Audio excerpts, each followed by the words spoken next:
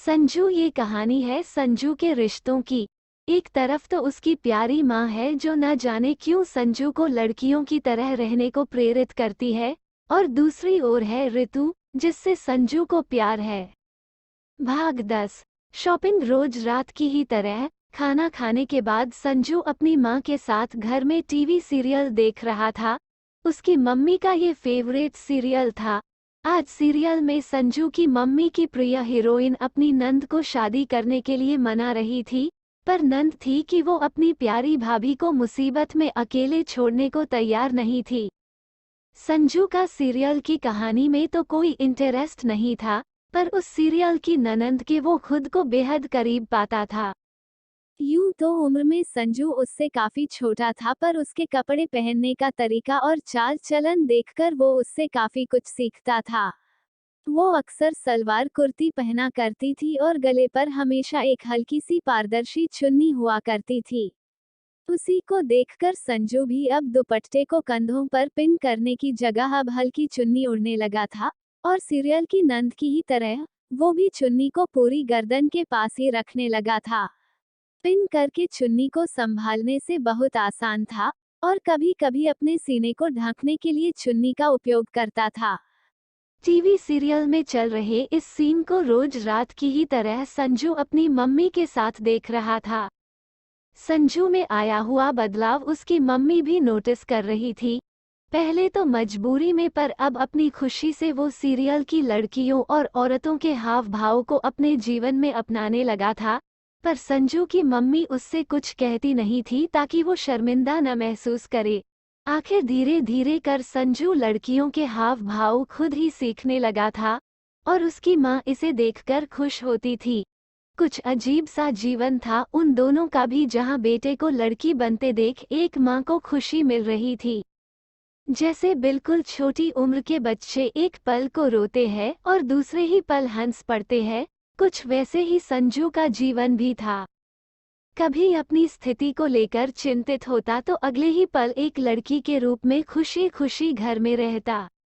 आजकल तो कभी सलवार पहनकर अपनी चुन्नी को लहराता, तो कभी साड़ी पहनकर बल खाता। वैसे तो उसकी माँ उसे रोज रोज साड़ी पहनने से मना कर रखा था, इसलिए हफ्ते में 1-2 दिन ही वो साड़ी पहनता था।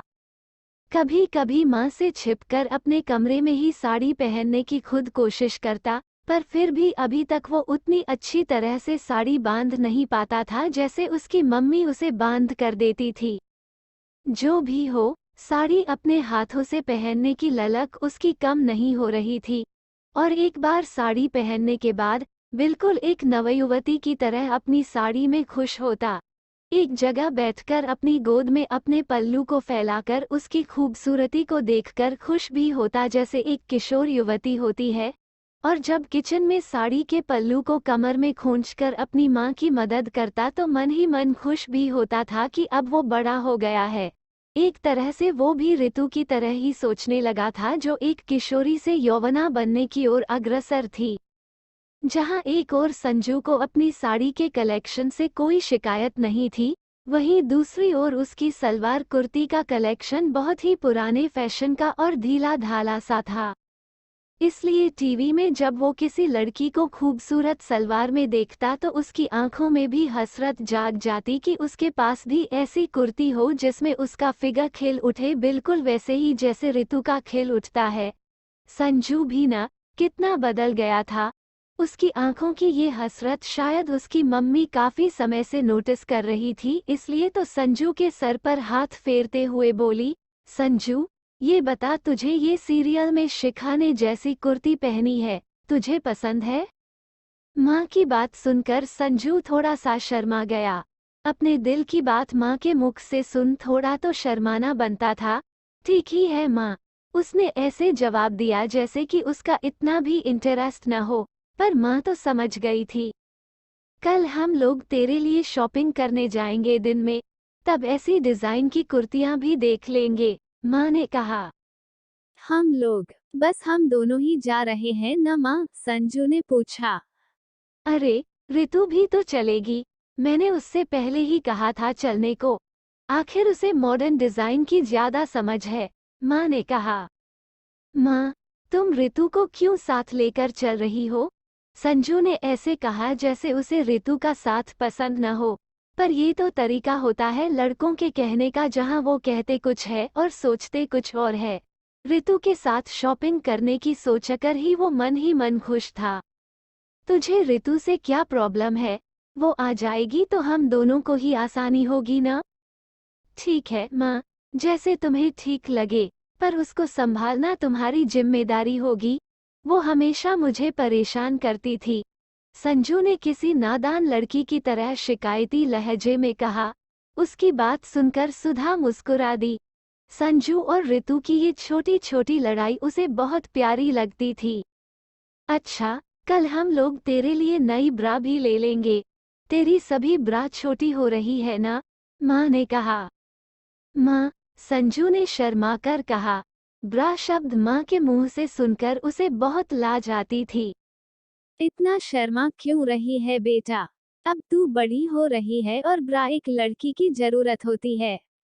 उसको लेकर ऐसे शर्माते नहीं है, माँ ने हंसकर संजू को समझाया।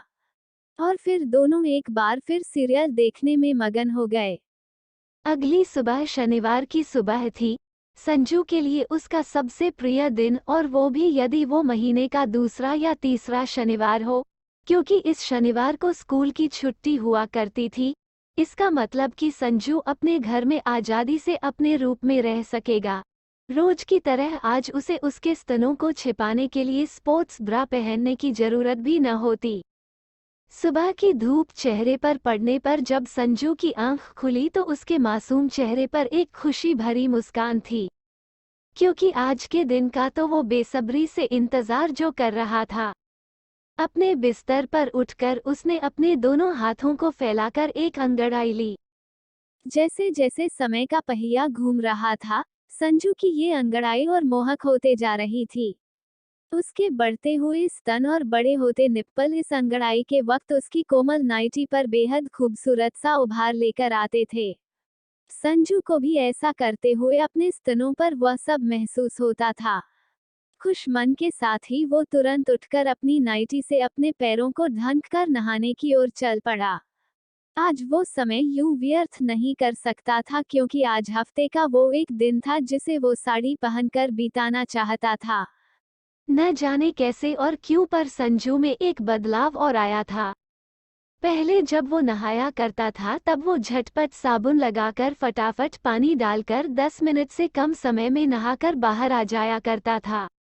मगर अब वो बेहद ही प्यार से साबुन से झाग बनाकर अपने शरीर पर लगाता, बेहद ही नजाकत के साथ अपने स्तनों पर झाग लगाकर उन्हें अपने हाथों से छूकर साफ करता और अपने निप्पल को उंगलियों से पकड़कर साफ करता। ऐसे ही फिर अपने कोमल पैरों के साथ करता, और बालों को धोते वक्त तो खास ख्याल रखता। और नहाने के बाद कैसे सावधानी से बालों को सुखाना है, ये तो उसकी मम्मी ने उसे सिखा ही दिया था। अब संजू को नहाने में भी ज्यादा समय लगता और फिर बालों को सुखाने में भी। बाथरूम में बालों को धीरे धीरे तौलिए से पोंछने के बाद ही वो कुछ कपड़े पहनता। ऐसा करते हुए उसके बढ़ते हुए स्तन अब हिलने भी लगे थे। पहले पहले तो अपने सपाट सीने पर उभरते हुए उन स्तनों को देखकर संजू उन्हें अनदेखा करने की कोशिश किया करता था, पर अब तो उसे उनसे भी प्यार होने लगा था। उन्हीं की वजह से तो उसका रूप आखिर निखरने लगा था। बालों को पोंछने के बाद वो सबसे पहले पैंटी पहना करता था। अब तो बढ़ते हुए कूल्हों पर उसकी पैंटी और भी चुस्त फिट आने लगी थी। उसकी नाजुक पैंटी का स्पर्श उसके कूल्हों पर उसे अच्छा लगता था, और पैंटी का कट उसके उनके होने का पूरे वक्त आभास देता था। संजू के लड़कों वाली अंडरवियर से तो काफी ज्यादा आराम उसे पैंटी में लगता था। इसके बाद अब वो ब्रा तो आंख बंद करके भी पहन सकता था। उसे अब पीछे हुक लगाने में जरा भी परेशानी नहीं होती थी। पर आज वो सीधे ही ब्लाउज पहनने वाला था, क्योंकि उसकी ब्रा उसे छोटी पड़ने लगी थी, और फिर ब्लाउज में स्तनों को संभालने के लिए कटोरियां भी बनी हुई थी, तो उसे ब्रा पहनना उचित नहीं लगा। और फिर बहुत खुशी से संजू ने ब्लाउज को पहना। ये ब्लाउज उसकी मम्मी का था, क्योंकि संजू ने घर में पहनने के लिए माँ से 3-4 साड़ियाँ और ली थी। तो उनसे मैच करते हुए ब्लाउज उसकी मम्मी ने संजू के साइज में फिट कर दिए थे। उसकी कुहनी से कुछ ऊपर तक आने वाली आस्तीन उसकी बाहों पर बिल्कुल चुस्त आ रही थी। और फिर ब्लाउज के हुक लगाने के बाद संजू के स्तन ब्लाउज की कटोरियों में बिल्कुल फिट आ गए। संजू को ये पुराने तरीके के कटोरी ब्लाउज इसलिए बहुत पसंद थे कि इसमें ब्रा न पहनो तब भी स्तन सही जगह रहते थे, वरना उसकी माँ ने जो ब्लाउज सिर्फ संजू के लिए सिले थे वो थोड़े ज्यादा फैशनेबल थे, उनमें इस तरह की कटोरियां नहीं थी। और फिर उसकी मम्मी के ब्लाउज का कट भी उतना गहरा नहीं था, तो पीठ काफी ढंकी रहती थी और सामने से सिर्फ स्तनों के बीच की गहराई सिर्फ थोड़ी ही दिखती थी। ब्लाउज पहनने के बाद संजू ने जब खुद को आईने में देखा तो उसकी आंखों में एक चमक थी। अपनी मम्मी का ब्लाउज पहनकर उसमें उसे अपनी माँ की छवि जो दिख रही थी। बेटी हो या बेटा, खुद में माँ की छवि देखकर कोई भी खुश होता है। संजू किस रूप में ये खुशी महसूस कर रहा था ये तो वही जाने, या शायद उसे भी नहीं पता था। और फिर इसके बाद संजू ने पेटीकोट को पैरों पर चढ़ाकर नाड़ा बांधकर अपनी कमर पर कस लिया और एक साड़ी को हाथों में लेकर खुशी खुशी बाथरूम से बाहर अपने कमरे में आ गया। साड़ी पहनने के पहले संजू ने उस साड़ी को बड़ी चमकती हुई आंखों से देखा और फिर उसे खोलकर निहारने लगा।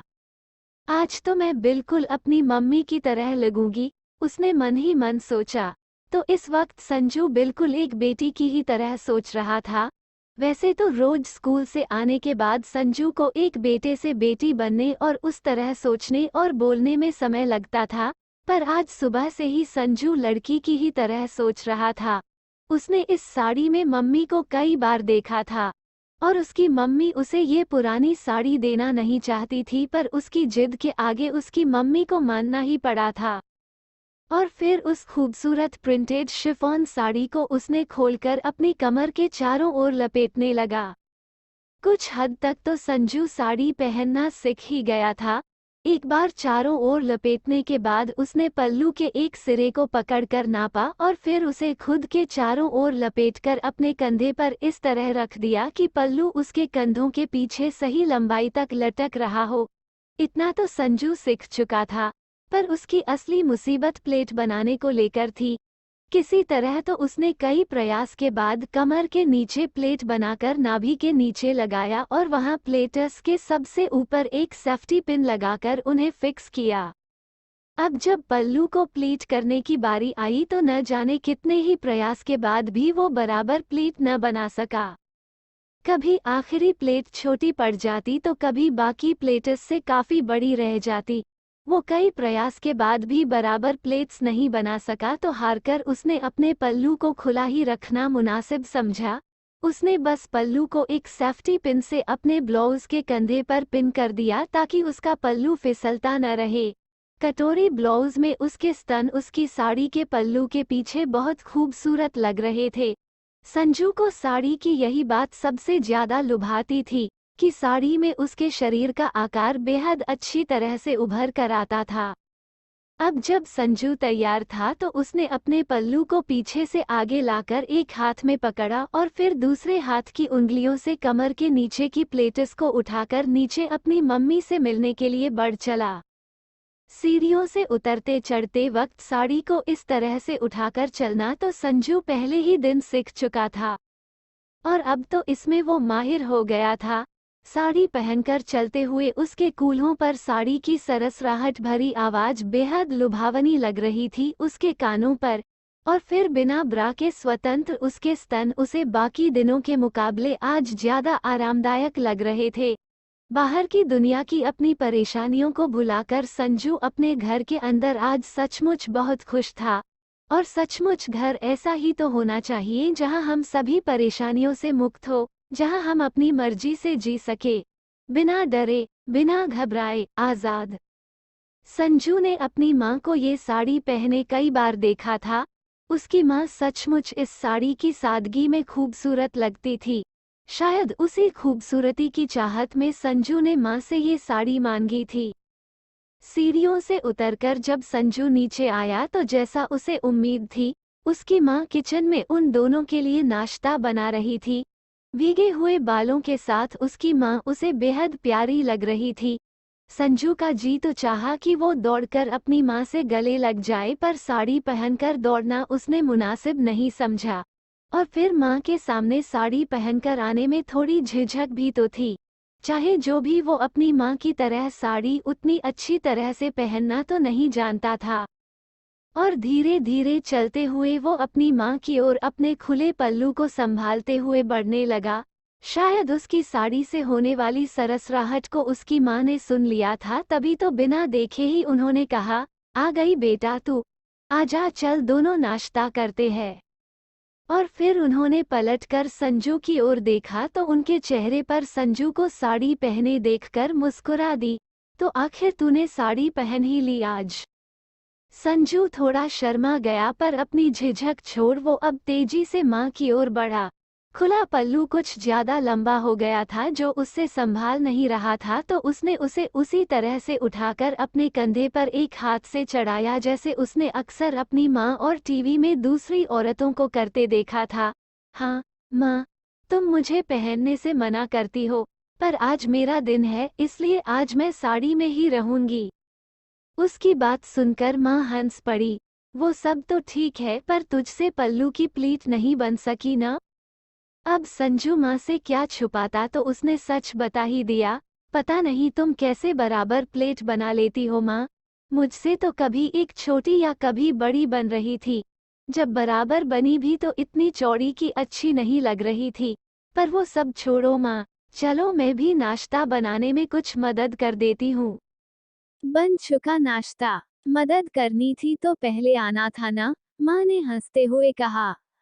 अच्छा रुक, पहले तेरी साड़ी सुधार दूं। और फिर माँ ने संजू को पास बुलाया। ओहो, तूने तो साड़ी भी इतनी ऊंची पहनी है। साड़ी इस तरह उठी हुई अच्छी नहीं लगती। ध्यान रखना आगे से कि साड़ी का निचला छोर पूरी तरह से पैरों तक आना चाहिए, समझी? माँ ने फिर कहा और संजू की पूरी साड़ी खोल दी और फिर एक बार फिर सही तरीके से पहनाने लगी। यूं तो माँ के कहने के लहजे में शिकायत थी, पर उनके अंदर का प्यार संजू महसूस कर सकता था। और फिर देखते ही देखते माँ ने संजू को अच्छी तरह साड़ी पहना दी और कंधे पर प्लेट बनाकर पिन भी कर दी। यकीनन ही सही तरीके से साड़ी पहनने से बहुत फर्क आ जाता है, वो तो संजू को अब कुछ कदम चलकर ही समझ आ गया था, क्योंकि अब वो बेहद आसानी से चल पा रहा था। फिर माँ और बेटा दोनों टेबल पर बैठकर नाश्ता करने लगे। तभी माँ ने संजू से कहा, अपने बालों को धोने के बाद अच्छी तरह से सूखा लिया था ना? हाँ माँ, तभी तो मुझे नीचे आने में इतना समय लग गया, संजू ने नाश्ता करते हुए कहा। अच्छा, सच बताना, बाल सुखाने की वजह से देर हुई या फिर साड़ी पहनने की वजह से? माँ खिलखिलाकर बोली। संजू की माँ भी उसे छेड़ने से बाज नहीं आती थी। इस वक्त दोनों माँ बेटे कम बल्कि माँ बेटी ज्यादा थे। शायद संजू और उसकी माँ दोनों को ही ये रिश्ता ज्यादा सहज लगने लगा था। और इसी तरह बातचीत करते हुए दोनों का नाश्ता भी हो गया और बर्तन भी धुल गए। जब सब कुछ हो गया तब माँ ने संजू से कहा, चल अब तेरी चोटी बना देती हूँ। माँ, एक दिन तो मुझे खुले बाल रखने दो ना, प्लीज, संजू ने चेहरा बनाते हुए कहा। संजू, माँ ने गंभीर आवाज में कहा तो संजू को समझ आ गया कि उसकी एक न चलेगी। और फिर होना क्या था, माँ एक कुर्सी पर कंघी लेकर बैठ गई और संजू उनके पैरों पर चटाई बिछाकर पैर सीधे कर अपनी पीठ माँ के पैरों से लगाकर बैठ गया। बैठते ही सबसे पहले तो उसने अपनी साड़ी और अपने पल्लू को संवारा। अपनी साड़ी को लेकर संजू कुछ ज्यादा ही सचेत रहता था। यूं तो किसी सामान्य लड़के के लिए नीचे पैर सीधे रखकर अपनी पीठ को सीधी रख बैठना मुश्किल होता है, और संजू के साथ भी 5-6 महीने पहले तक ये बहुत मुश्किल काम हुआ करता था। पर न जाने कैसे अब वो बड़ी आसानी से इस तरह से बैठ सकता था। शायद या तो उसे इस तरह बैठने की अब आदत हो चुकी थी, या फिर अब उसके बढ़ चुके गोल कूल्हों की वजह से बैठना आसान हो गया था। और फिर माँ ने कंघी से संजू के लंबे बालों की उलझनों को पहले दूर किया और फिर चोटी बनाने लगी। संजू के गहने बालों की वजह से बेहद घनी लंबी चोटी बनती थी।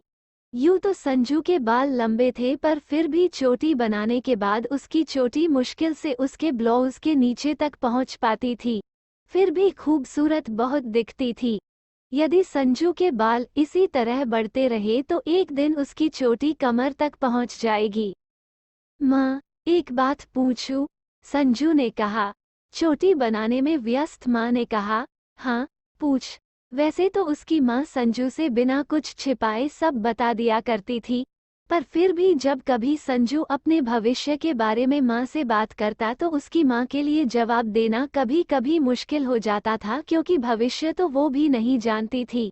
इसलिए संजू का सवाल क्या होगा सोचकर वो थोड़ी असहज भी थी। माँ, तुम मुझे अपनी एक बिंदी लगाने को दोगी? शायद बिंदी लगाकर मैं ज्यादा अच्छी लगूंगी, बिल्कुल तुम्हारी तरह, संजू ने कहा। उसकी ये छोटी सी रिक्वेस्ट सुनकर उसकी माँ का दिल भर आया और उसने झुककर संजू को गले लगा लिया। ठीक है, चल कमरे में चल। और माँ संजू को अपने साथ अपने कमरे में ले आई और उसे ड्रेसिंग टेबल पर बिठा दिया। और फिर संजू के माथे पर एक गोल मरून रंग की बिंदी लगा दी। बिंदी के लगते ही संजू के रूप में जैसे चार चांद लग गए। एक छोटी सी टिकली भी किसी के रूप को कितना बदल सकती है। और फिर खुद को आईने में देखकर संजू की खुशी का ठिकाना न रहा। शायद उसके चेहरे पर उसकी माँ की छवि अब पूरी हो चुकी थी, पर माँ के पास एक और सरप्राइज था। उन्होंने ड्रावर से 2 कंगन निकाले और संजू के हाथों में पहना दिए, और संजू खुशी के मारे अपनी माँ के गले लग गया। उन दोनों की आंखों में खुशी के आंसू जैसे छलकने को तैयार थे, पर दोनों ने ही उसे छलकने न दिया। अच्छा माँ, अब मैं पढ़ाई करने जाती हूँ, संजू ने कहा। चाहे जो भी हो, संजू अपनी पढ़ाई को लेकर बेहद गंभीर था। और फिर वो खुशी से उठकर अपने कमरे की ओर बढ़ने लगा तो पीछे से माँ ने फिर आवाज दी। अच्छा सुन, आज दोपहर में 3 बजे हम लोग शॉपिंग के लिए जा रहे हैं, याद है ना?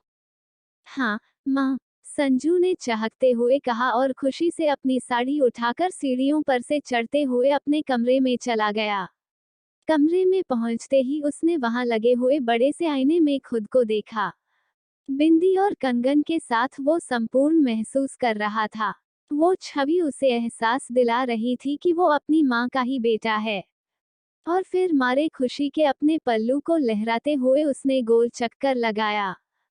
कुछ पल अपनी माँ की साड़ी का आनंद लेने के बाद वो पढ़ाई करने टेबल कुर्सी लगाकर बैठ गया। पढ़ते वक्त जब उसका पल्लू थोड़ा सरक जाता तो वो अपने हाथों से उसे उठाकर अपनी ब्लाउज के ऊपर चढ़ाता। माँ की साड़ी में लिपट कर उसे वही प्यार महसूस हो रहा था जैसा उसे माँ के साथ होता था। संजू का साड़ी से नाता और गहरा होते जा रहा था, पर आज उसके जीवन में कुछ और नया भी होने वाला था। आज शॉपिंग में उसके लिए न जाने और क्या कपड़े खरीदे जाएंगे, उससे वो अनभिज्ञ था। और फिर पढ़ाई में मगन संजू उस दिन अपने कमरे से सिर्फ लंच के लिए बाहर आया था और उसके बाद फिर अपनी पढ़ाई में व्यस्त हो गया। इस बीच उसे एहसास भी नहीं रहा कि कब 3 बज गए थे। आंटी, ये ऋतु थी जो बिल्कुल सही समय पर शॉपिंग पे जाने के लिए आ गई थी। अरे, अंदर आना बेटा, बाहर क्यों खड़ी हो? संजू की मम्मी ने कहा। आंटी, आप लोग तैयार है?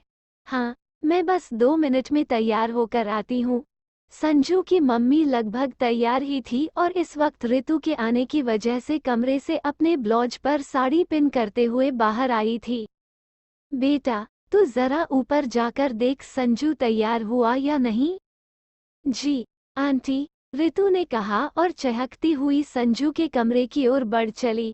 शॉपिंग तो ऋतु को पहले से ही पसंद थी, पर आज तो संजू को छेड़ने का सही मौका मिलने वाला था उसे। उन दोनों के बीच ये छेड़खानी कोई नई बात नहीं थी। संजू के कमरे पे वो पहुंची तो संजू तो अभी भी अपनी पढ़ाई में मगन था। ऋतु को वैसे तो संजू की पीठ दिख रही थी, पर उसे इतना तो समझ आ गया था कि संजू ने साड़ी पहनी हुई है। पीछे से देखने पर ब्लाउज और घनी चोटी देखकर तो यही लगता कि वहां कोई लड़की है। चाहे कोई कुछ कहे, इतने साल से जिस संजू को वो जानती थी उसकी जगह एक लड़की जैसे संजू ने इतने कम समय में ले ली थी कि उसे अजीब जरूर लगता था। ऊपर से साड़ी पहनकर। फिर भी ऋतु अपने अंदर चल रही इस बात को अपने चेहरे और भाव पर नहीं आने देती थी। और ऐसा करने का सबसे आसान तरीका था संजू के साथ शैतानी करना। इसलिए वो धीरे धीरे चुपचाप संजू के पास पहुंची और उसे अचानक से छूकर उसे चौंका दी। संजू सचमुच इस अचानक से हुए स्पर्श से चौंक गया था। ऋतु की बच्ची, तुझे मार खानी है क्या? तमतमाते हुए संजू ने हाथ दिखाते हुए कहा। ऐसा करते हुए उसकी चोटी भी झटक कर उसके कंधों पर आ गई। मगर ऋतु थी कि जोर जोर से खिलखिला रही थी। अब जाकर उसने संजू को सामने से देखा था। साड़ी तो साड़ी, आज तो संजू ने अपनी मम्मी की बड़ी सी बिंदी भी लगाया था और उनके कंगन भी पहने थे। ये बदलाव ऋतु के लिए बहुत ज्यादा था। किसी तरह अपने मन के भाव को छिपाते हुए ऋतु ने संजू को छेड़ते हुए कहा, आंटी जी, आप अभी तक तैयार क्यों नहीं हुई? ऋतु, मुझे गुस्सा मत दिला, नहीं तो मुझसे बुरा कोई नहीं होगा, संजू ने गुस्से से कहा। अब तूने इतनी बड़ी बिंदी लगाया है, साड़ी पहना है, और फिर अपनी मम्मी के कंगन भी। अब तुझे आंटी नहीं बोलूं तो और क्या बोलूं? ऋतु संजू को अब भी छेड़ रही थी। पर शायद ऋतु की ये बात उसके दिल को दुखा गई। सच ही तो कह रही थी वो। आखिर जब वो एक आंटी की तरह तैयार हुआ है तो ऋतु उसके साथ कैसे लड़के की तरह व्यवहार करती? और एक संजू था जो ये सब करके कुछ देर पहले तक कितना खुश था। ये विचार आते ही उसके चेहरा उदास हो गया और उसकी नजरें झुक गई। उसकी गोद में रखा उसका साड़ी का पल्लू अब भी उतना ही खूबसूरत था जितना कुछ देर पहले तक, पर अब वो संजू को शर्मिंदगी महसूस करा रहा था। ऋतु ने जब संजू को ऐसे देखा तो वो आखिर में अपनी गलती को पहचान गई और उसे सुधारने की कोशिश में उसने संजू के कंधे पर हाथ रख कर कहा, सॉरी संजू, तुझे पता है ना, मैं मजाक कर रही थी। मैं तुझे साड़ी पहनने की वजह से आंटी नहीं बोल रही थी। तू भूल गया उस दिन हम दोनों ने क्या तय किया था? हम दोनों मिलकर साड़ियाँ खरीद करेंगे। मैं तो बस आंटी की बिंदी देखकर बिना सोचे बोल गई। मुझे माफ कर दे यार। और ऋतु ने प्यार से संजू के उदास चेहरे को अपने हाथों से उठाया तो उसे संजू की आंखों में आंसू की 2 बूंद दिखाई पड़ी। तो ऋतु ने प्यार से अपनी चुन्नी से उसकी आंखों को पोंछा और कहा, चल अब तैयार हो जा। आज मैं तुझे ऐसे सूट दिलाऊंगी कि तू साड़ियाँ भूल जाएगा। और वो मुस्कुरा पड़ी और उसे देख संजू भी मुस्कुरा दिया। फिर संजू उठकर अपनी अलमारी खोलकर देखने लगा। उसने अपने लड़के वालों कपड़े में से कुछ चुनकर बाहर निकाले और साथ ही वो चीज भी निकाली जो उसे बिल्कुल भी पसंद न थी। अपने स्तनों को छिपाने के लिए वो बेहद टाइट स्पोर्ट्स ब्रा, जहां इस वक्त संजू औरतों के कपड़ों में इतना सहज महसूस कर रहा था, वहीं अब लड़कों के कपड़े उसके लिए इतने असहज हो गए थे कि अब वो उन्हें बिल्कुल पहनना पसंद नहीं करता था। पिछले 1 साल में उसका जीवन कितना बदल गया था। जो कपड़े उसके लिए इतने स्वाभाविक थे, आज वही कुछ पराये से लगने लगे थे। संजू के हाथ में उस स्पोर्ट्स ब्रा को देखकर ऋतु उससे बोली, यार तू इतनी अनकंफर्टेबल ब्रा क्यों पहन रहा है? ऋतु, तुझे पता है ना क्यों पहन रहा हूँ? संजू ने कहा। संजू की भी ये खासियत थी कि वो एक पल माँ के साथ बिल्कुल बेटी बन जाता था तो दूसरे ही पल ऋतु के साथ लड़का। साड़ी बिंदी कंगन के बाद भी ऋतु के साथ वो लड़के की ही तरह पेश आता था और वो इस बात को इसी तरह बनाए रखना चाहता था। क्योंकि उसकी नज़रों में ऋतु उसकी गर्लफ्रेंड थी और वो उसे वैसे ही चाहता था जैसे कोई लड़का किसी लड़की को पसंद करता है। जब भी ऋतु उसके सामने होती तब ये लड़कियों के कपड़े सिर्फ और सिर्फ उसके शरीर को सहज रूप से ढकने का साधन होते थे, उससे ज्यादा और कुछ नहीं। वो तो ठीक है, पर तू रेगुलर ब्रा भी तो पहन सकता है ना? बस उसके साथ एक थोड़ी लूज टी शर्ट पहन ले। रुक, मैं ढूंढती हूँ तेरी अलमारी में। और बिना संजू की कुछ सुने ऋतु ने अलमारी खोलकर कपड़े ढूंढने लगी। उन सब में आखिर उसने एक फुल शर्ट और एक टी शर्ट निकाली। ये दोनों तेरे लिए कुछ ज्यादा बड़ी नहीं लग रही? ऋतु ने आश्चर्य से पूछा। मम्मी का कहना है कि मैं तेजी से बड़ा हो रहा हूँ, इसलिए वो मेरे लिए हमेशा बड़े साइज के कपड़े ही लेती है। ठीक तो है, इस वक्त काम आएंगे ये कपड़े। सुन, तू पहले ये टी शर्ट ट्राई कर, देखते हैं कि रेगुलर ब्रा के साथ कैसी लगती है। अच्छा ठीक है, मैं करता हूँ। तू पहले कमरे से बाहर जा, मैं कपड़े बदलता हूँ। संजू ने ऋतु के हाथ से टी शर्ट लेते हुए कहा। अरे वाह, उस दिन जब मैं साड़ी बदल रही थी तब तो तू बाहर नहीं गया था, अब मैं क्यों बाहर जाऊं? ऋतु ने नटखट आंखों से कहा। ऋतु प्लीज, संजू ने उससे फिर कहा।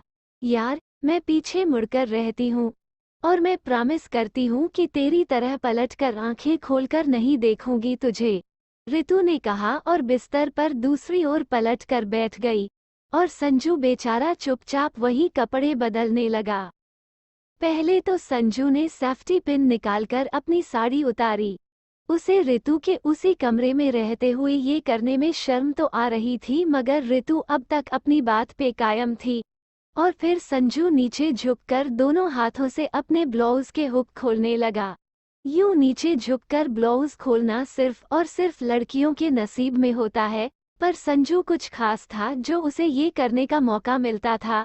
ब्लाउज के उतारते ही उसके स्तन बाहर आ गए और उसे और शर्मिंदगी का एहसास हुआ, इसलिए उसने जितने जल्दी हो सके अपनी एक रेगुलर ब्रा पहना और उसके ऊपर झट से टी शर्ट डाल दी।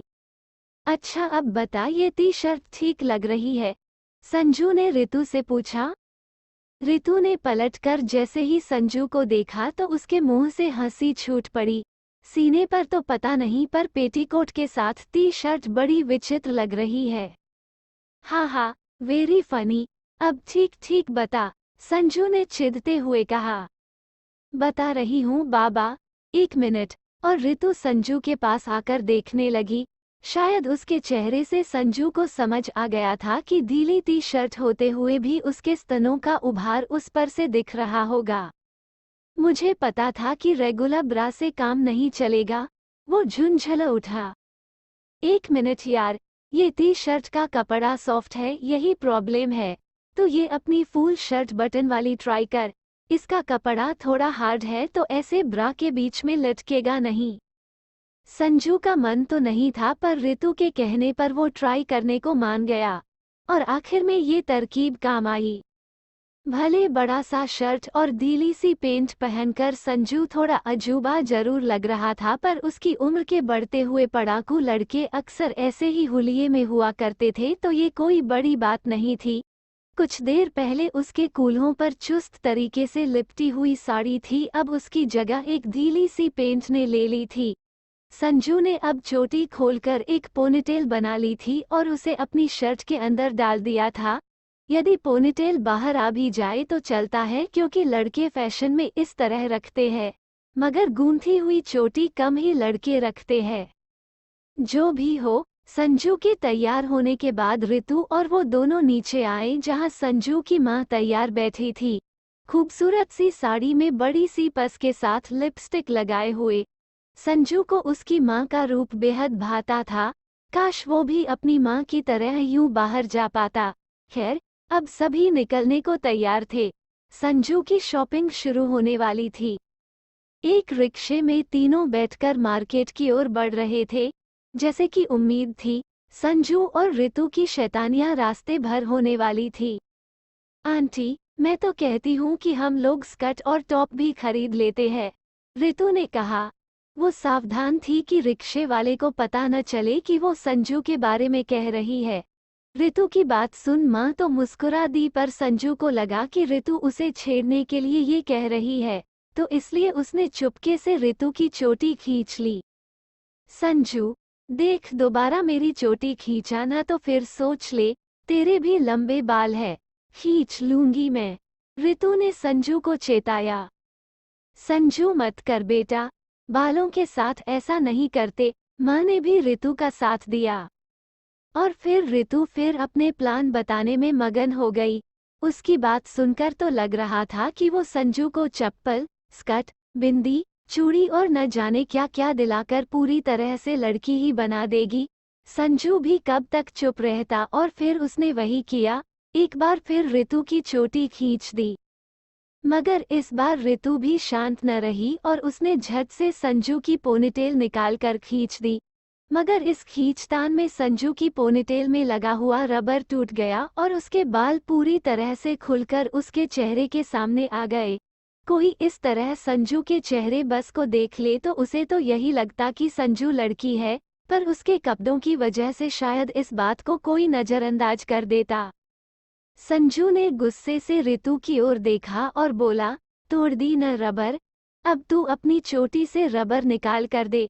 अब मैं कैसे जाऊंगा मार्केट? मेरे पास भी एक रबर है, कैसे दे दूं वो? ऋतु को अब अपनी गलती पर अफसोस हुआ। जो भी हो वो संजू को असहज स्थिति में नहीं डालना चाहती।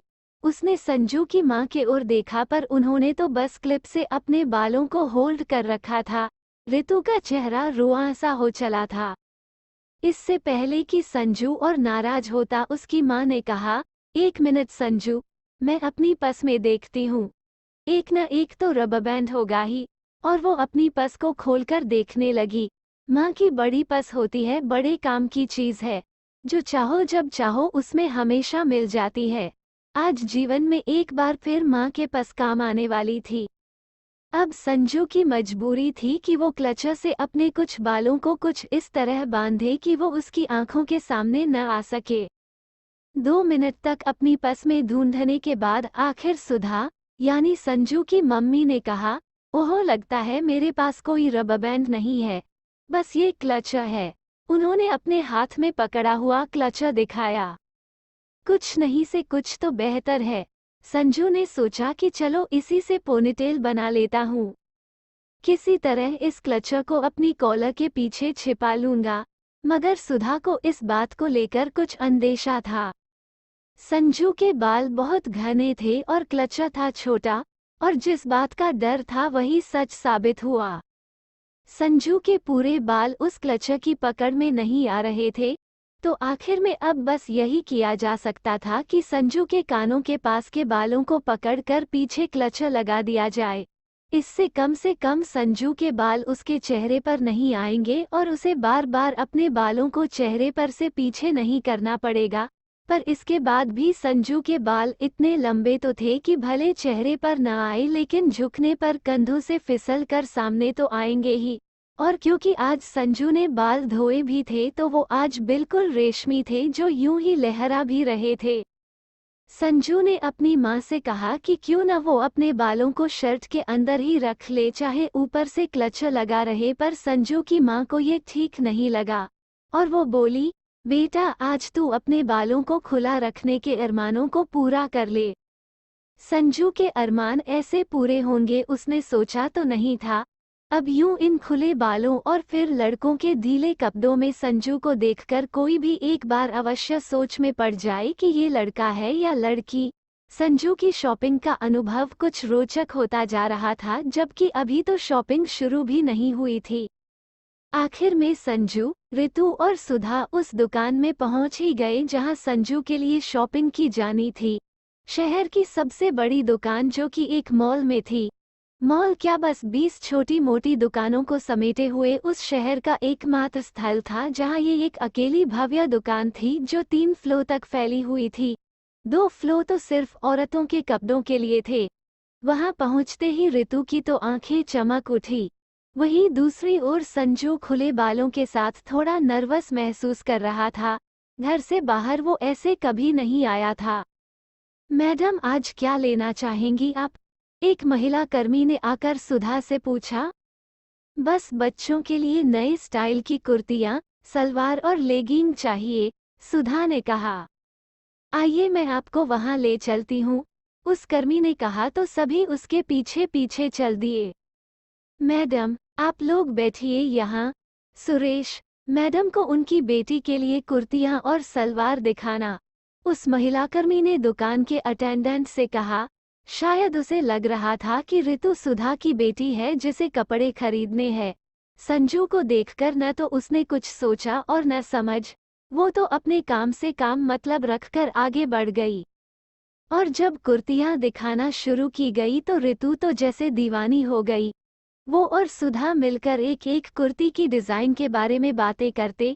हालांकि ये सब संजू के लिए हो रहा था, मगर वो तो दोनों के बीच में चुपचाप बैठा हुआ था। आंटी, मेरे ख्याल से ये 3 कुर्तियों के डिजाइन अच्छे हैं, स्टाइल भी अच्छा है और लेगिंग भी सुंदर है। क्यों न पहले इनको ट्राई करके साइज का अंदाज भी कर लेते हैं, ऋतु ने चहकते हुए कहा तो सुधा ने सहमति जता दी। संजू, चल ट्रायल रूम में ट्राई कर ले। शायद ऋतु ने उत्साह में ये बात गलती से कह दी। उसकी बात सुनकर अटेंडेंट सुरेश थोड़ा आश्चर्य में पड़ गया। ओह सॉरी बेटा, मुझे लग रहा था कि ये कुर्तियां इनके लिए ली जा रही है, ऋतु की ओर इशारा करते हुए। नहीं तो मैं सीधे आप ही को दिखाता। माफ करना, पर आपके कपड़ों से मैं धोखा खा गया। मुझे लगा कि आप मैडम के बेटे हैं, सुरेश ने संजू से कहा। अब बेचारे संजू से कुछ कहा भी नहीं जा रहा था। तभी उसकी मां सुधा ने बीच में कहा, सुरेश जी, ये मेरी बेटी ही है। वो तो आजकल शर्ट पेंट का शौक लग गया है, तो जिद में अपने भाई के कपड़े पहन लिए हैं इसने। अब जब एक बार संजू को सुधा ने अपनी बेटी बता दिया तो सुरेश को संजू के लंबे बालों के साथ उसमें लड़की देखने में कोई शक तक नहीं हुआ। बेटा, वैसे हमारे पास लड़कियों के फिट वाले बहुत अच्छे अच्छे शर्ट्स और जीन्स पेंट्स हैं, आप उन्हें भी ट्राई करना। आप अभी तो कुर्तियों का साइज चेक कर लो, मैं और अच्छी डिजाइन लेकर आता हूँ। आप बिल्कुल परी लगोगी इन्हें पहनकर, सुरेश ने कहा। जहां संजू अंदर ही अंदर शर्मिंदा हुआ जा रहा था, वहीं ऋतु अंदर ही अंदर हंसी रोकने की पूरी कोशिश कर रही थी। और जब वो संजू का हाथ पकड़कर उसे खींचते हुए ट्रायल रूम की ओर ले गई तो उसकी हंसी अब रुक न सकी। तुझे बहुत मजा आ रहा है ना, संजू ने कहा। यार, बहुत मजा आ रहा है, सिचुएशन ही ऐसी है। और वो हंसने लगी। अब स्थिति वाकई में बिल्कुल नई थी। संजू अब पूरे दिन में सभी के सामने लेडीज ट्रायल रूम में कुर्ती ट्राई करने जा रहा था। चल अंदर जाकर एक एक कर कुर्ती पहनकर बाहर आकर मुझे दिखाना, ठीक है, ऋतु बोली। ट्रायल रूम में अंदर जाकर संजू ने अपने कपड़े उतारे और एक लेगिंग पर कुर्ती पहनकर देखने लगा। सचमुच उसका रंग और डिजाइन बहुत प्यार लग रहा था उसे। क्योंकि उसने रेगुलर ब्रा पहना हुआ था तो कुर्ती में उसका शेप भी बहुत अच्छा आ रहा था। मगर ढीली ढाली कुर्तियां पहनने वाले संजू के लिए ये कुर्तियां इतनी टाइट थी कि उसे लगा कि उसे बड़े साइज की जरूरत है। यही सोचकर वो बाहर आया तो उसे देखते ही ऋतु ने कहा, वाह, ये तो परफेक्ट साइज है संजू। ऋतु, ये यहाँ टाइट लग रही है। संजू ने अपने चेस्ट से निचले कमर वाले हिस्से की ओर इशारा किया और फिर चुस्त बाहों की ओर। वो वैसी ही होती है यार, ऐसे ही पहनते हैं आजकल। जब तक संजू अंदर कपड़े बदल रहा था तब तक ऋतु कुर्तियों से मैच करती हुई चुन्नी भी ले आई थी। ऋतु ने जब एक चुन्नी संजू के कंधों पर चढ़ाई और संजू ने वहीं खुद को आईने में देखा तो खुले लंबे बालों, कुर्ती और चुन्नी के साथ उसे मम्मी के सीरियल की ननंद याद आ गई जो इसी तरह की खूबसूरत मॉडर्न कुर्तियां पहना करती थी। संजू इस वक्त खुश होना तो चाहता था, पर वो बेहद नर्वस महसूस कर रहा था। वो बाहर की दुनिया में बिना किसी शक के पूरी तरह से लड़की के रूप में था, मगर किसी को ये पता चल गया कि वो लड़का है तब क्या होगा। संजू अपनी दुविधा में था, तभी सुधा वहां पहुंच गई और संजू को देख खुशी से खिल उठी। आंटी देखिए ना, संजू कितनी खूबसूरत लग रही है। ऋतु ने संजू को लड़की के रूप में संबोधित किया, जो स्थिति अनुसार सही था। मेरी बेटी तो लाखों में एक है, सुधा ने संजू की बाहों को पकड़कर कहा। आंटी, वैसे हम लोग कितने सेट लेने वाले हैं संजू के लिए? ऋतु ने पूछा। कम से कम 3 तो लेंगे। एक बार संजू को उसका टेस्ट पता चल जाए तो फिर हम और खरीद सकते हैं, सुधा ने कहा। संजू के बारे में ये सब बात हो रही थी और वो बेचारा शर्म से पानी पानी हो रहा था। अच्छा संजू, तुम कपड़े बदल कर आओ, मैं वहीं बैठती हूँ और सुरेश जी से सेम साइज में और डिजाइन मंगवाती हूँ, सुधा ने कहा और वो वापस चली गई। ऋतु कुछ देर तक वही संजू पर अलग अलग चुन्नियां ट्राई करती रही, पर तभी संजू ने कुछ ऐसा देखा जिससे उसके सांप सूंघ गया। उसे वहां से ही दुकान के बाहर राहुल उसी मॉल में टहलता हुआ दिख गया। राहुल इस वक्त संजू को देखकर भले पहचान न सके मगर ऋतु को देखकर तो जरूर पहचान जाता। संजू ने झट से ऋतु को ट्रायल रूम्स के अंदर की ओर खींचा और उसको विपरीत दिशा में पलट दिया। आउच! ऋतु ने संजू से अपनी बांह छुड़ाते हुए कहा, क्या हुआ संजू? बाहर राहुल है, संजू धीरे से बोला। यहाँ दुकान में? नहीं, बाहर मॉल में। अब जब राहुल मॉल में ही था तो ऋतु और संजू को थोड़ी सावधानी बरतनी होगी।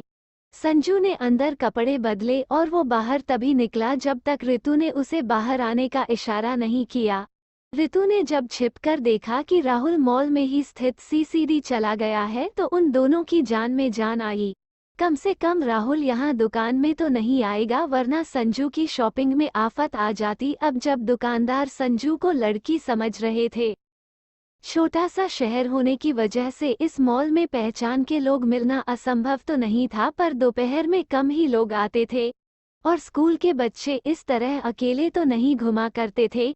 कम से कम अच्छे बच्चे तो नहीं, पर राहुल अच्छे बच्चों की श्रेणी में तो नहीं आता था। बिगड़ैल बेटा बिना लाइसेंस के कच्ची उम्र में मोटरसाइकिल भी घुमाता था। ऋतु इस बात से निश्चिंत थी कि राहुल कम से कम लड़कियों के सेक्शन में तो नहीं आएगा, इसलिए एक बार फिर शॉपिंग शुरू हो गई।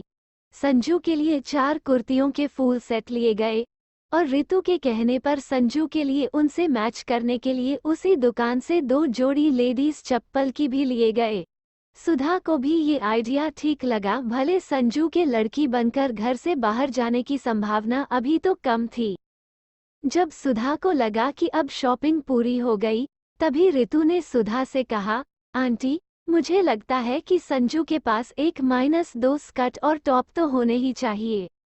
अरे हाँ, सही कह रही है तू ऋतु, घर में रोज रोज कुर्ती की जगह स्कर्ट पहनना भी तो सही रहेगा। संजू को पता भी चल जाएगा कि स्कर्ट पहनकर कैसा लगता है, सुधा बोली। पर संजू अब इस शॉपिंग के थकने लगा था। लड़कियों की तरह देर तक शॉपिंग करने का उसे अब तक तो शौक नहीं था। नहीं उसे स्कर्ट के प्रति कोई लगाव था क्योंकि उसके पास अनुभव भी नहीं था। तो संजू ने अब और कपड़ों को ट्राई करने से साफ मना कर दिया। ऋतु ने उसे खूब मनाना चाहा पर वो नहीं माना।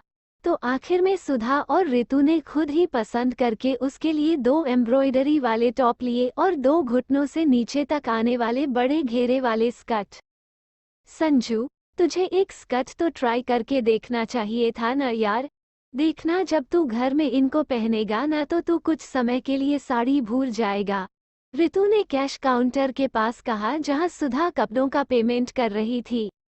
मगर साड़ी का दीवाना संजू इतनी आसानी से कैसे इस बात को मान लेता। संजू इससे पहले कि कुछ कहता तभी उन दोनों को पीछे से आवाज आई, ऋतु। दोनों को उस आवाज को पहचानने में पलटने की भी जरूरत नहीं थी। वो आवाज राहुल की थी और फिर दौड़ता हुआ राहुल उन दोनों के पास पहुंचा। राहुल का ध्यान इस वक्त सिर्फ ऋतु पे था, शायद उसे ध्यान तक नहीं था कि साथ में संजू भी खड़ा है। हाय ऋतु, राहुल ने कहा। हाय, कहो क्यों आवाज दी मुझे, ऋतु ने थोड़ा रूखे स्वर में कहा। ऋतु के सामने वैसे ही राहुल की बोलती बंद हुआ करती थी और फिर ऋतु के ऐसे स्वर में तो उससे कुछ कहा भी न जाए। कुछ नहीं, यूं ही, तुम मुझे दूर से ही पहचान आ गई थी तो मैंने तुम्हें आवाज दे दिया हाय कहने के लिए, लगभग हकलाते हुए राहुल ने कहा। तो कह दिया ना हाय, हो गया अब, ऋतु बोली। हाँ, राहुल नर्वस होकर बोला, तुम यहाँ क्या कर रही हो? दुकान में लोग क्या करते हैं? शॉपिंग, राहुल बोला। जब पता है तो पूछ क्यों रहे हो?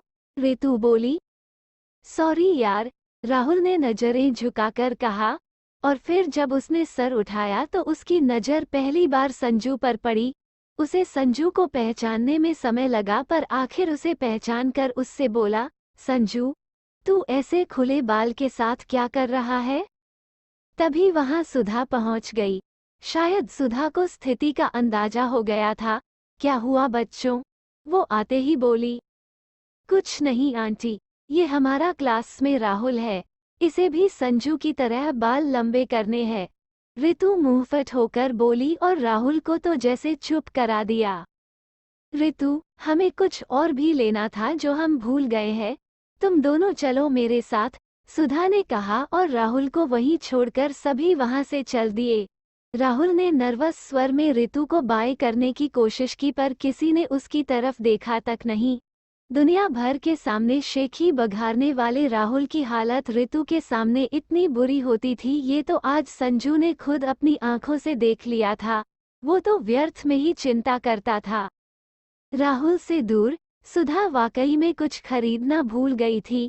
उन्हें संजू के लिए बड़े साइज की ब्रा भी लेनी थी और इसलिए तीनों ब्रा के सेक्शन में चले गए और उन्हें वहां साथ जाते राहुल ने देख लिया। ऋतु और खुद अपनी मम्मी के साथ संजू, एक लड़का, ब्रा के सेक्शन में जाए, इस बात का फायदा राहुल आगे चलकर किसी न किसी तरह ऋतु और संजू को बदनाम करने के लिए तो जरूर उठाएगा, क्योंकि आज संजू के सामने ऋतु ने राहुल को भाव तक नहीं दिया था। क्योंकि शॉप में ब्रा का सेक्शन थोड़ा प्राइवेट होता है, वहां पर संजू निश्चिंत होकर ब्रा पसंद कर रहा था। आप अभी किस साइज की ब्रा पहनती है मिस? जब ये सवाल संजू से पूछा गया तो इसका जवाब संजू के पास था। किस्मत से संजू की उम्र में उसकी आवाज कुछ ऐसी थी कि वो लड़कियों सी भी हो सकती थी, पर फिर भी संजू नर्वस तो था और ऋतु मन ही मन हंसे जा रही थी। संजू की नर्वसनेस तो तब और बढ़ गई जब अटेंडेंट महिला ने संजू से कहा कि वो फिटिंग रूम में संजू का साइज मेजर कर सकती है, पर किसी तरह संजू ने कहा, नहीं, मैं अकेले में खुद ट्राई करना पसंद करूंगी, जरूरत पड़े तो मैं अपनी माँ से हेल्प ले लूंगी। ऋतु के सामने हमेशा लड़का बने रहने की जो संजू की कोशिश थी, आज वो भी इस परिस्थिति में नाकाम हो गई। भले ऋतु को इस वक्त मन ही मन हंसी आ रही थी, मगर संजू मन ही मन रो रहा था। ऋतु के सामने यूं लड़की की तरह बात करते हुए उसके शर्म की सीमा नहीं थी। ये बात ऋतु तो नहीं समझ सकी थी, मगर संजू के टूटते हुए शब्दों और टूटती हुई आवाज से सुधा अपने बेटे के दर्द को समझ पा रही थी। सुधा ने तुरंत संजू को अपने साथ लेकर फिटिंग रूम में ले गई और उसे तुरंत गले लगाकर बोली, बेटा, तुम ब्रेव हो, ऐसे घबराते नहीं, मैं हूं न तुम्हारे साथ। संजू वहां कुछ देर तक मां को गले लगकर रहा। उसकी मां समझ गई थी कि संजू की आंखों में इस वक्त अश्रु है। संजू को चुप कराने के बाद सुधा साइज ट्राई कराने के लिए कुछ ब्रा खुद लेकर आई और संजू को दी। साइज कंफर्म करने के बाद सुधा ने ही खुद ब्रा पसंद कर खरीद ली और संजू से कुछ न कहा। ऋतु को पूरी तरह से कुछ समझ न आया, पर वो इतना तो जान गई थी कि कुछ तो है जो संजू को परेशान कर रहा था, इसलिए उसने भी चुप रहना ही मुनासिब समझा। शॉपिंग के बाद मॉल से निकलते हुए सुधा ने कुछ रबर बैंड खरीदे और मॉल से निकलते ही संजू के बालों से क्लचर निकालकर रबर बैंड लगाकर पोनीटेल बनाई गई और शर्ट के अंदर डाल दी। ये करने के बाद तीनों एक दूसरे की ओर देखते हुए हंस पड़े कि ये आइडिया उन्हें पहले क्यों नहीं आया। पहले ही ये सोच लिया होता तो संजू को इस तरह खुले बालों के साथ नहीं घूमना पड़ता। पर फिर सुधा ने दोनों को समझाया कि जो हुआ अच्छे के लिए ही हुआ। आखिर इसी वजह से संजू को आसानी से लड़की मान लिया गया और उसे लेडीज ट्रायल रूम में कपड़े ट्राई करने भी मिल गए। उसके बाद मॉल से सीधा तीनों एक रेस्टोरेंट गए, जहां से खाना खाकर घर के लिए रवाना हुए। आज का दिन तीनों के लिए कुछ सीखने वाला दिन था। सुधा समझ चुकी थी कि संजू को भविष्य में यदि लड़की बनकर रहना पड़े तो उसे हर कदम पर संजू के डटकर साथ रहना होगा। ऋतु अपने नटखट स्वभाव की वजह से आज पूरे समय हंसती रही, लेकिन जब जरूरत पड़ी तो राहुल के सामने वो संजू के लिए प्रोटेक्टिव भी थी। शायद ऋतु के व्यवहार से संजू या किसी को भी पता न चला हो, मगर आज संजू के लिए कपड़े पसंद करना और खरीदना, ये सब वो अपने प्यार की ताकत के सहारे ही कर सकी। उसके मन में क्या था वो उसके अलावा सिर्फ उसकी डायरी को पता था, जिसमें वो अपने दिल की बातें लिखा करती थी। संजू के लिए आज का अनुभव कुछ मार्मिक था। उसे इस बात का भलीभांति एहसास होने लगा था कि यदि वो बाहरी दुनिया के लिए लड़की बनकर रहेगा तो ऋतु के लिए लड़का बने रहना उसके लिए असंभव ही होगा। ऐसी हजार स्थितियां आएंगी जब उसे ऋतु के सामने भी सिर्फ कपड़ों से नहीं बल्कि हाव भाव से भी लड़की बनना होगा।